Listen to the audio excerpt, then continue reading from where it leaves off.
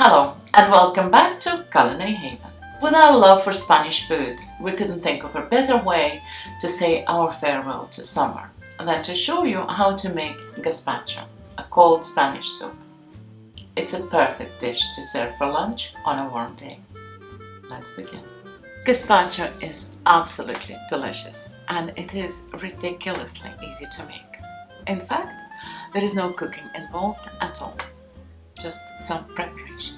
To make Culinary Haven's gazpacho, we'll need a pound of tomatoes, about 450 grams, any tomatoes you like as long as they're perfectly ripe, half a cucumber, one sweet pepper. I prefer using pointed pepper because they are sweeter and redder. Either one small red onion or three. I'm using 3 of these tiny shallots. I prefer using shallots because they are crispier, sweeter and milder. 1 clove of garlic, a small bunch of herbs, just a mix of basil, coriander and parsley. I find this perfect combination for this dish. 2 slices of bread. I would advise you to use artisan bread, any artisan bread, sourdough bread, ciabatta, country loaf, a baguette, one of those. 2 tablespoons of vinegar. Traditionally, sherry vinegar is used to make gazpacho. If you don't have sherry vinegar, you can use a substitute, which are either rice wine vinegar or apple cider vinegar. 3 tablespoons of extra virgin olive oil, 1 teaspoon of pimenton, sweet Spanish paprika, 2 teaspoons of sugar, 1 teaspoon of salt, and some drinking water. We'll start with soaking the bread in some water, just cutting the crust off. Won't need that. Just put it back in the bowl and just pour some water and let it soak. I'm going to make gazpacho in this blender. You can also make it in a food processor or in a handheld blender stick, but if you don't have any of those electrical equipment, you can still do it, because when this dish was invented there was no electrical equipment around and people were making it just by using mortar and pestle. Just mashing up all the ingredients in a bowl and then mixing it with water.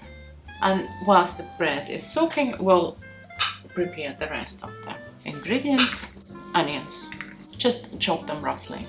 They're going to be blitzed completely in the blender anyway, just as finely or as coarsely as you wish.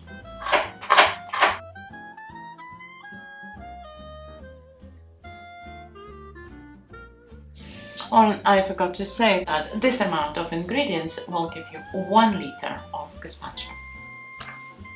And the same with the garlic, just chop it in any way you like. Tomatoes, I just prefer using them as they are. I know that some people like to blanch them and peel the skin off. I don't like doing this. I tried and to me it changes the texture and the flavor when they're not cooked, but still even a very short time in boiling water changes their flavor. So I'm using raw tomatoes. Just cut them in half and just very roughly chop them. And just to show you that you can use absolutely any tomatoes, I'm using this large vine tomatoes and these plum tomatoes, which is also perfectly ripe, and I'm combining the 2 types of tomato and it will be just perfect. Now we'll start clearing the chopping board. Just everything goes into the blender. And now the cucumber. Peel it, cut it in half lengthwise and deseed them with a spoon just scrape out the seeds. Chop roughly. Goes in. The herbs, just the same. Chop it any way you like.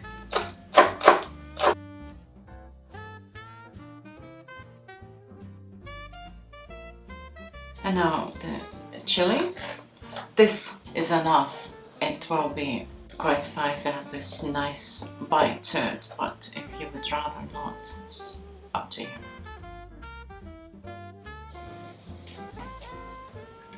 And now the pepper. If you don't have a pointy pepper, just red bell pepper will do. And lastly, the bread. Soaked. Just break it into pieces. All that water goes in. If only every dish was as easy as this to make. And now salt. For me, it's 1 teaspoon. You might need more or less to your taste. Pimenton, 2 teaspoons of sugar, 2 tablespoons of vinegar, and 3 tablespoons of extra virgin olive oil.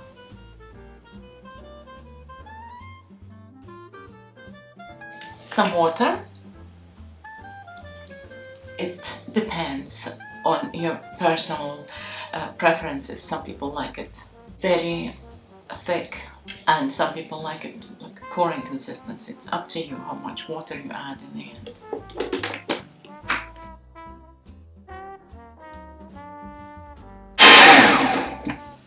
This is it. The soup is ready.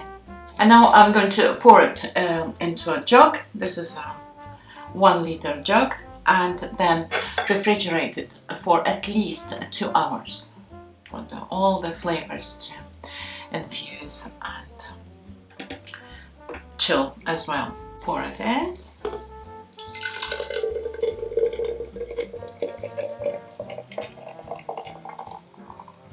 Two hours. The gazpacho is nicely chilled in the fridge for 2 hours and it's ready to be served. And today I'm serving it with some fried bread.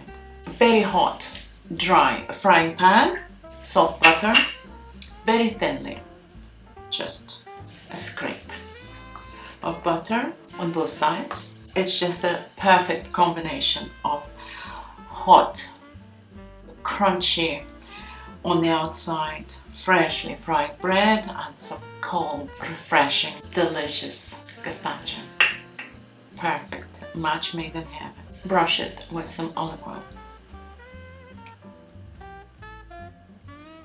Brush side down on the very hot frying pan and then brush the other side as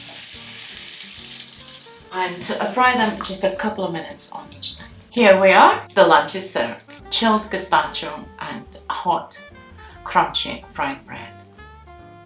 The color of the gazpacho may differ, depends on the color and the quality of the tomatoes and your paprika, but it can be very red or brick red or even orange. It will taste delicious. Thank you for watching this episode of Culinary Haven, and until next time, bye!